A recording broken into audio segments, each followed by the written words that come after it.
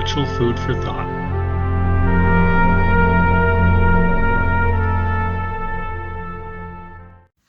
Welcome back to Spiritual Food for Thought. I thank you for joining me once again. In this video, we're going to have a slight continuation from the previous one.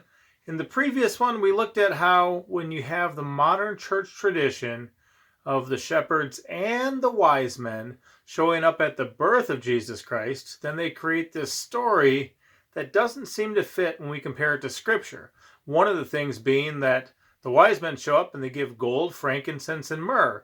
Yet 40 days later, when it's recorded in Luke 2 that Mary and Joseph and baby Jesus go to the temple, Mary and Joseph can't even afford a lamb for the purification offering and instead have to have 2 turtle doves or 2 pigeons. So how is it they blew through this gold in less than 40 days? I personally think that makes them look rather irresponsible. It's illogical. It doesn't really fit the Scripture. You can check out the previous video if you want to. But here in this one, I kind of hinted at this in the previous video. And also, I have a hypothesis about how some of these things could have come into play and how they could have worked out very well. You may be able to think of it yourself. I'll be back with a future video on that.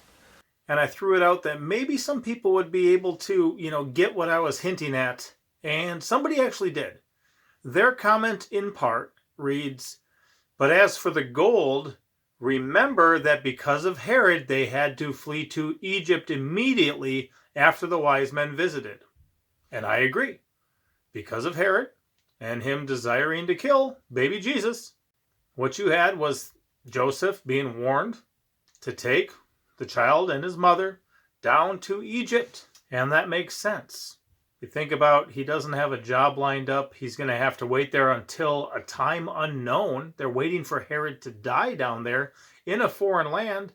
It makes sense that, some gold, that could really help, especially if we put the temple 40 days after the birth of Jesus as an earlier thing, when at that time they couldn't even afford a lamb. That would make more sense. But then this person continues, "But as for the gold, remember that because of Herod, they had to flee to Egypt immediately after the wise men visited, where they stayed for 3 to 4 years. And this actually presents another problem.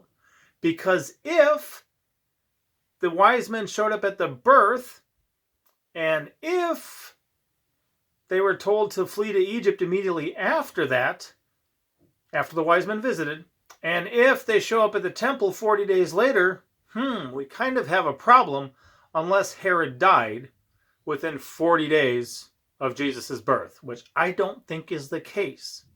Now, this 3 to 4 years, you can find a lot of different beliefs, a lot of different traditions, a lot of different hypotheses or theories about how long they were down there. You can't prove it from Scripture, as far as I know, anyway, of how long they were in Egypt. But I don't think it was 40 days or less. And then this person says, "Do you think that this costs nothing?" And of course, no, I don't think that costs nothing. I think that they could afford very little within 40 days of the birth. And I think that that's why they could not afford a lamb. And I think that's why it's rather illogical to think that they received gold at his birth. But if they were the type of people who couldn't afford a lamb 40 days later and then were warned to flee to Egypt, and in between this poverty and this needing to flee to a foreign land until question marks, waiting for the death of Herod, if they received gold in between those times, that makes sense. And it's interesting too that we see that the reason they returned to Israel from Egypt was not because they had to go to the temple. They came because Herod died. That's different. Let's look at the text. So first off, by way of reminder from Luke 2, starting at verse 21, "And when 8 days were accomplished for the circumcision of the child, his name was called Jesus, which was so named of the angel before he was conceived in the womb. And when the days of her purification according to the law of Moses were accomplished, they brought him to Jerusalem to present him to the Lord." Now you can pause if you want, go back to Leviticus 12. It's only an 8-verse chapter, I think. So it's really easy to read. We covered it in the previous video. But the thing was, they would offer a turtle dove or a pigeon and a lamb. But if they were too poor If they were unable to provide a lamb, then it could be 2 turtle doves or 2 pigeons. So let's see what happens. Days of her purification, right? As it is written in the law of the Lord, every male that openeth the womb shall be called holy unto the Lord. And to offer a sacrifice according to that which is said in the law of the Lord, a pair of turtle doves or 2 young pigeons. Okay, that's what they went. And this would have been 40 days. You can back up and check it out. Okay, this would have been 40 days after his birth. They went with the pair of turtle doves or 2 young pigeons. Why? Because that's a provision for somebody who could not afford a lamb. So this doesn't sound like people who've just been handed a pile of gold, frankincense, and myrrh. And when we back up to Matthew 2, we covered more of this in context. You guys can back up and read from Matthew 2 if you want. I'm just going to pick it up at verse 7. Then Herod, when he had privily called the wise men, inquired of them diligently what time the star appeared. Now I think this is to determine the age of the child. And he sent them to Bethlehem and said, Go search diligently for the young child, not the babe. And when ye have found him, bring me word also that I may come and worship him.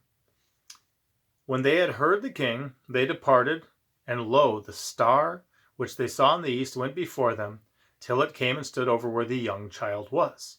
And when they saw the star, they rejoiced with exceeding great joy.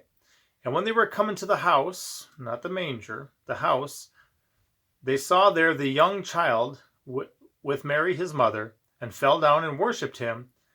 And when they had opened their treasures, they presented unto him gifts, gold and frankincense and myrrh. And being warned of God in a dream that they should not return to Herod, they departed into their own country another way. And when they were departed, behold, the angel of the Lord appeared to Joseph in a dream, saying, Arise, and take the young child and his mother, and flee into Egypt. And be thou there until I bring thee word. Not be there until about 38, 39 days so you can travel back, or however long it would have took. Be there until I bring you word. For Herod will seek the young child to destroy him. When he arose, he took the young child and his mother by night, and departed into Egypt, and was there until the death of Herod, that it might be fulfilled which was spoken of the Lord by the prophet, saying, Out of Egypt have I called my son. So, and actually the next verse too, it says that then Herod, when he saw that he was mocked of the wise men, he was exceeding wroth, and sent forth, and slew all the children that were in Bethlehem, and in the coast thereof, from 2 years old and under, according to the time which he had diligently inquired of the wise men. So he's got a concern with 2-year-olds and under. He doesn't have a concern with babies. Also, we see that the wise men immediately are warned. They depart after giving their gifts. It seems like immediately, like that night possibly, goes rather quickly here, Joseph's warned to flee to Egypt.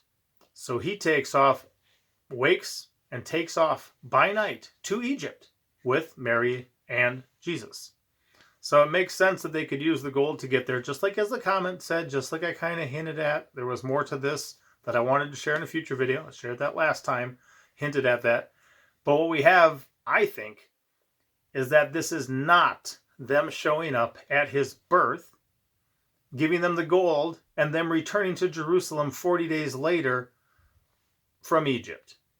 Okay? The reason they went to Egypt was to spare the child's life, and they were to wait there until Herod died. They didn't know when this would be, and they were told that they would be told by the Lord when this was, so that they knew when to return. They knew when to go to Jerusalem. They were to go to Jerusalem 40 days after the birth of Jesus Christ. Just like it says in Leviticus 12, which is a week, and then 33 more days, that's 40 days later. So I hope you can see the discrepancy and how I think it's unwise to present a bunch of things that aren't true. Like he's born on Christmas, and then we'll take this Christmas Day, December 25th thing, and we'll mix all this stuff up from the scripture, that if you just look at it a little bit, it doesn't work. So we present a lot of falsehoods, the modern churches these days, to the world. And then we claim we want to tell them the truth.